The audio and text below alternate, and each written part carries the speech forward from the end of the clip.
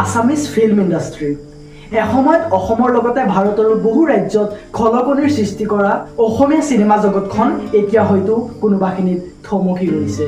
বৰ্তমান Bollywood south film ইণ্ডাষ্ট্ৰীৰ লগত ফেৰ মাৰিব পৰাকৈ কি অসমীয়া চিনেমা জগতত অভিনেতা অভিনেত্ৰীৰ অভাৱ হৈছে নে প্ৰডিউচাৰৰ অভাৱ নে কাহিনীৰ অভাৱ হৈছে? এসময়ত থাৰ্ড ক্লাছ একদম ফটুৱা বুলি ট্ৰল কৰা তামিল তেলেগুৰ চিনেমাবোৰ যে এতিয়া ৱৰ্ল্ড ৱাইড মানুহে পছন্দ কৰিব লৈছে, কিন্তু 1935 চনতে নিৰ্মাণ কৰা ভাৰতৰ ভিতৰত নিৰ্মাণ হোৱা 3 নম্বৰ চিনেমা জয়মতী বনাব সক্ষম হোৱা এই অসমীয়া চিনেমা জগতখন কোনখিনিত কেনেকৈ ইমান পিছ পৰি ৰ'ল? আহকচোন আজিৰ এই ভিডিঅ'টোত তাৰে বিষয়ে কিছু আলোচনা কৰোঁ।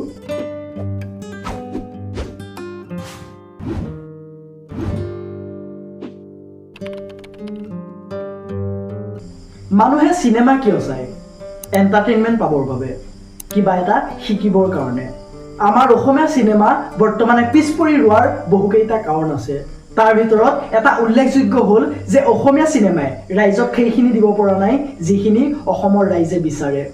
আচলতে সাউথ বলিউডৰ লেভেলত বনাব পৰাকৈ আমাৰ ডিৰেক্টৰ এক্টৰৰ হাতত এনেকুৱা প্ৰডিউচাৰ নাই যিয়ে এটা হিউজ এমাউণ্ট অফ মানি ইয়াত খটুৱাব পাৰে।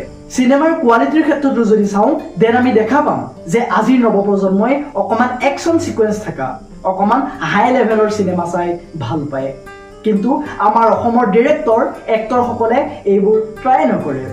আচলতে এখন চিনেমা একশ্যন সিকুৱেঞ্চ থাকিলেও কিন্তু চিনেমাখনৰ কাহিনীৰ লগত কানেকশ্যন থকা হ'ব লাগিব।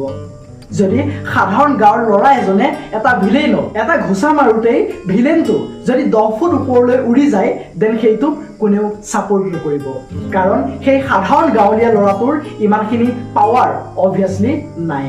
বাট কিবা যদি এভেঞ্জাৰ্ছ টাইপৰ এখন চিনেমা সেই চিনটোত দেখায় দেন মানুহে সেই চিনটোতে হাত তালিব যাব। মই এইটোহে ক'ব বিচাৰিছোঁ যে অসমীয়া চিনেমাত নতুনত্বৰ লগতে যদি অসমৰ লগত কানেক্ট থকাকৈ চিন ক্ৰিয়েট কৰি অসমীয়া চিনেমা বনোৱা হয় দেন মানুহৰ মাজত সেই চিনেমাখনে বিপুল সমাদৰ পাবই পাব। ইয়াৰ একদম জ্বলন্ত উদাহৰণ হিচাপে আমি ল'ব পাৰোঁ শ্ৰী ৰঘুপতি। অসমীয়া চিনেমাই অসমৰ নিজস্বতা ৰখাই যদি তাত অকণমান নতুনত্ব পৰশ দিয়ে তেন্তে সেই চিনেমাখন ব্লকবাষ্টাৰ হ'বই।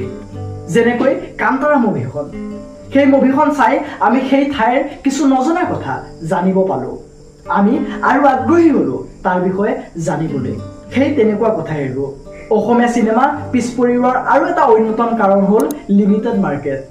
আমাৰ অসমত টোটেল সৰু ডাঙৰ মিলি মাত্ৰ 78টা মানহে চিনেমা হল আছে।